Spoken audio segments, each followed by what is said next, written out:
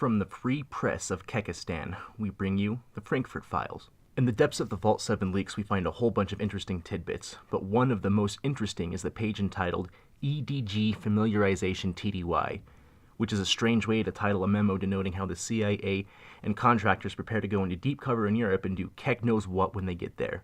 EDG is, of course, the engineering development branch in the COG infrastructure within the CIA, and the CCIE is the Center for Cyber Intelligence in Europe, another branch of the CIA. It's a memo from user 524297, who I'm going to call Boromir for no particular reason, to apparently a bunch of contractors and agents preparing them for temporary work duty in Frankfurt, Germany, at the US Consulate there. Summary. The general overview of this leak suggests that this article is a how-to guide which will prepare agents for their assignment at Frankfurt, setting themselves up at the consulate there, plus some suggestions and details as to how to do their job and not blow their fellow spies' cover. They talk about some procedures, then how to use their agency credit cards, and some more banal minor money details. The damn thing starts by telling people to talk to CCI Engineering, and then learn their timelines, suggest agents learn about the local German holidays and customs, and get their list of approved hotels. User Boromir, Warden of the North, also suggests agents learn how to write and send cables, which, frankly, we at the Kekistani Free Press think is surprising that the CIA would send agents anywhere who didn't know how to write cables. It goes on to give some details as to what to do when they arrive. Maneuvering through customs, taking taxis, and never leaving electronic devices in their hotel rooms. User Boromir notes that even the CIA thinks this is a bit paranoid, yet we in glorious Kekistan do this routinely because we know no one can be trusted, especially not Germans. User Boromir, Lord of Winterfell, says Germany is not open on Sunday morning and German hotels are not open on Monday morning for some strange reason. Germany is a really weird place.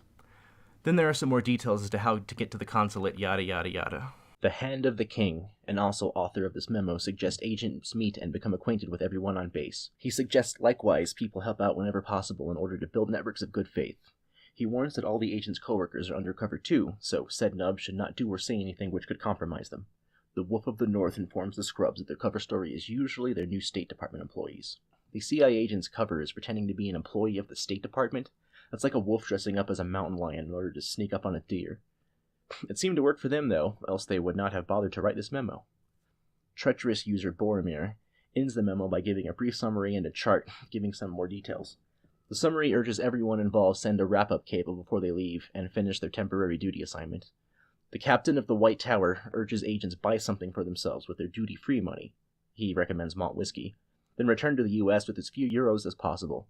He says user 524297, who I call Rodney Dangerfield, holds the record with 0.53 euros. In glorious Kekistan, we also try to make sure we use every single penny allocated to. They don't let you keep any, so you might as well spend it on something that enriches the lives of your Kekistani brethren when you return. Like sticks and shields or the head of the hated enemy Kekistani in a 2-ply bag because we have quarantine procedures here. The current record is held by a Keksator named Whiskey Pete, a brave and noble fellow indeed, at log 10 2 over the square root of 2 Keckles. The memo ends with user Boromir, holder of the lands of the North, giving the Greenhorns a chart, with cover and deep cover actions and cover stories. Analysis. This is a memo in which someone who apparently has experience in Frankfurt did their underling noobs a favor and wrote out a guide as to how to prepare for, travel to, and operate in Frankfurt. That's pretty standard office stuff, and probably a good thing for someone to do, but most offices doing this sort of thing aren't generally engaged in spycraft. This Frankfurt office was, though, and it seems the whole damn thing was a huge spy ring that was operationally capable throughout all of Europe, the Mideast, and Africa. Since most of the people using Devlin.net were apparently toolmakers and testers, one can't help but wonder why they'd be doing field operations. They definitely were in the field, though, and this memo is proof of that. This revelation has apparently really pissed off the German government, which makes sense because it details how their country was used by the CIA as a springboard to spy on everyone else. Why the CCIE paid particular attention to Frankfurt is unknown, but Wikileaks themselves speculated that Frankfurt was a secure place from which the COG could send agents all over the Schengen zone totally unfettered. That seems plausible since the CCIE's main page on Devlin says that the areas of responsibility are Europe, Africa, and the Mideast. Since iPhones and smart TVs are probably more likely to be found in Europe than the Sahara, that seems a reasonable assumption. German media is going as apeshit as the US media should be about Vault 7, and I would not be surprised if there are some serious consequences at the Frankfurt consulate because of this. Germany was already pissed at the US and CIA for what Edward Snowden disclosed in 2015, which was that Chancellor Angela Merkel's phone was being monitored, along with a bunch of other European politicians and businessmen.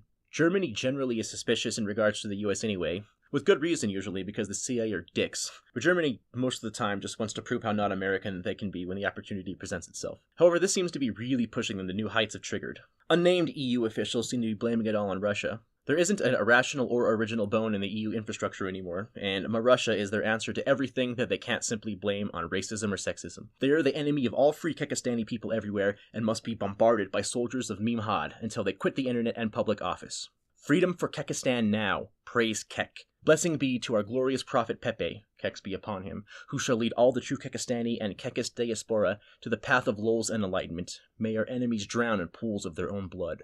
Keksit.